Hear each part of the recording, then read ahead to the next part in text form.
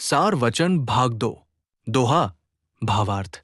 अनामी महाप्रभु ने अपार कृपा करके अगम लोक से मृत्यु लोक पर अवतार लिया और जीवों को अपने निज घर लौटने का संदेश दिया।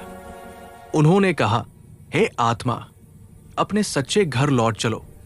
ये संसार काल और माया का घर है। यहाँ स्थायी सुख और आनंद कभी नहीं मिल सकता। यहाँ कुछ भी तुम्हारा अपना नहीं। सब समय और सीमा से बंधा है और माया की परत में ढका हुआ है। तुम्हारी आत्मा भी स्थूल शरीर के आवरण में ढकी हुई है। इस सत्य को सर्वप्रथम कबीर साहिब ने प्रकट किया और तभी से सूरत को शब्द से जोड़ने का कार्य प्रबलता से आरंभ हुआ, ताकि आत्मा सुरत अपने निज धाम को लौट सके। सद्गुरु संकेत करते हैं, हे सुरत, जो स्थूल शरीर में बैठी है, मानव तन पाकर अब अपना असली कार्य कर। बाकी सभी कार्य काल और माया के हैं। तुम्हारा वास्तविक कार्य अनंत युगों से अधूरा पड़ा हुआ है। काल और माया ने सदैव तुझे भ्रम में रखा, अपने बनाए हुए लोकों में घुमाया और फिर बार बार मृत्यु लोक में डाल दिया।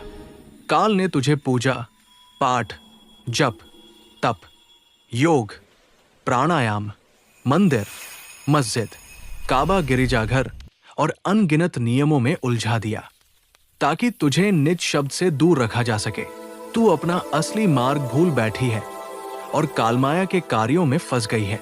अब सद्गुरु, जो केवल शब्द और निज घर की बात करते हैं, कहते हैं, सद्गुरु की वाणी मान, मन को एकाग्र कर, आंखें बंद कर और भीतर के काले अंधेरे गगन को भेद अर्थात पार कर। तरीका पूर्ण गुरु से सीख और उनकी कृपा मांग। दिन रात लग जा, क्योंकि ये मार्ग अनंत युगों से बंद है और केवल गुरु कृपा से खुलता है। अपनी दृष्टि को उल्टा कर ऊपर की ओर लगाओ। सुनने और देखने की शक्ति को एकाग्र कर ऊर्ध्व दिशा में लगाओ, जैसा पूर्ण गुरु ने बताया है। गुरु का रूप ध्यान करो और उन्हें पुकारो, क्योंकि गुरु ऊपर से तुम्हें पुकार रहे हैं। गुरु अगम लोक में है और तुम मृत्यु लोक में। ये मार्ग के दो छोर हैं। बाकी सारी रचना मार्ग के बीच की स्टेशन मात्र है। सद्गुरु का देश अगमनामी धाम है और तुम काल देश के एक पिंड मसाले में बैठे हुए हो। अब घर की ओर चल पड़ो। सद्गुरु ने हर लोक के शब्द और उसका रहस्य प्रकट किया और ऊपर आने का मार्ग खोल दिया है।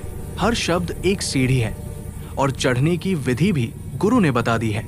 ये सीढ़ी बिना सद्गुरु की दया के नहीं मिलती और कोई भी इसे दे नहीं सकता। जो सद्गुरु ने कहा है उसी को करो और अपने असली नित्य परम धाम निज अनामी देश को लौट चलो।